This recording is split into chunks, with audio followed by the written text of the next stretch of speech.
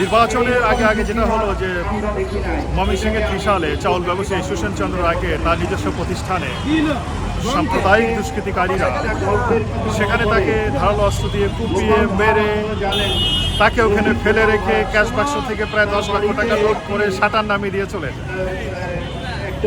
আপনি দেখেন গাইবান্ধার সেই সুজন, সেই গাইবান্ধা জসকোটের মুহুরী, তাকে কুড়াল দিয়ে কুপিয়ে হত্যা করে, নির্মমভাবে হত্যা করে সাম্প্রদায়িক দুর্বৃত্ত।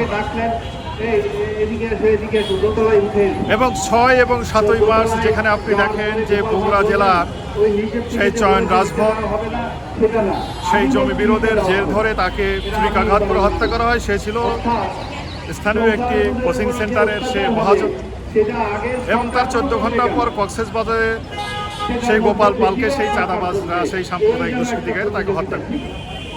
পাঞ্জাবের জগতে একটি বিশ্বস্ত নাম শাবাব এথনিক ওয়্যার। তারও আগে যদি বলেন 5ই ফেব্রুয়ারি সেই ভোলা তজিমউদ্দিনে একটা হিন্দু নারী কিছুটা বাক প্রতিবন্ধী, সে সেখানে সাধুর বাৎসরিক কীর্তন শুনতে গিয়েছিল।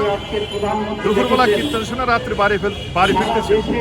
প্রতিমধ্যে কিছু দুষ্কৃতকারীরা তাকে ধরে একটা নির্যাতন শ্রেণী একটা পাশে একটা নির্যাতন চালান। সে এখনো হসপিটালে আছে। এবং সাতক্ষীরায় যে মন্দিরে যে দুর্ধর্ষ মন্দির আপনি দেখবেন যে মন্দিরের 7টা তালা কাইটা ভিতরে ঢুকে আমাদের যে পূজার সামগ্রী স্বর্ণালঙ্কার সব চুরি করে নিয়ে গেল। সেটা সিসিটিভি ফুটেজ আছে।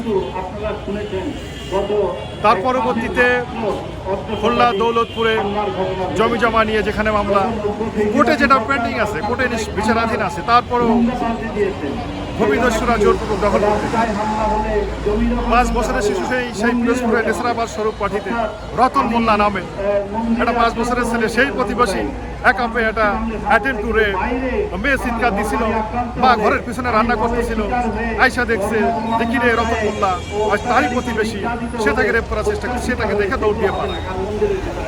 এবং এই যে 11ই মার্চ গোবিন্দগঞ্জ জেলার গাইবান্ধার সুদেব রায়ের বাড়িতে গভীর রাতে বিদ্যুৎ সংযোগ বিচ্ছিন্ন করে প্রাচীর টপকিয়ে ভিতরে গিয়ে মারধর রড দিয়ে মাথার মধ্যে সুদীপের বাড়ি দিছে। প্রতিনিয়ত অনেকভাবে একের পর এক ঘটনা ঘটে যাচ্ছে। এই ঘটনার অবসান কবে? আমরা ভেবেছিলাম এই বুঝি আমাদের অবসান হলো, কিন্তু না, সেই আশায় ঘুরে বেড়াই। আমরা ভেবেছিলাম এদেশের নারীরা পথে ঘাটে ঘুরে বেড়াবে, কিন্তু কই।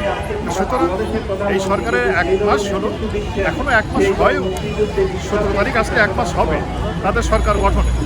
চাই আমরা যে বৈষম্য বিরোধী আন্দোলনের মধ্য দিয়ে যে ত্রয়োদশ জাতীয় সংসদ নির্বাচন হলো, সেই নির্বাচনের যে নিরঙ্কুশ সংখ্যাগরিষ্ঠতা অর্জন করে জনগণের ম্যান্ডেট দিয়ে বাংলাদেশ জাতীয়তাবাদী দলের মাননীয় চেয়ারম্যান আজকের প্রধানমন্ত্রী মাননীয় প্রধানমন্ত্রী জনাব তারেক রহমানের মাধ্যমে কালকের কিন্তু প্রথম অধিবেশনেও সেই অধিবেশনেও আমরা দেখলাম বৈষম্য।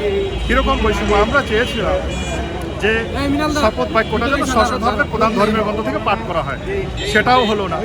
এবং তার চেয়ে আরেকটা যেটা হলো, যখন জাতীয় সংসদে জাতীয় সঙ্গীত বাজানো হচ্ছিল, দেখলাম যে আজকের বিরোধী দলরা তারা উঠে দাঁড়ায়নি, অনেকে বলা বলি করে উঠে দাঁড়ায়।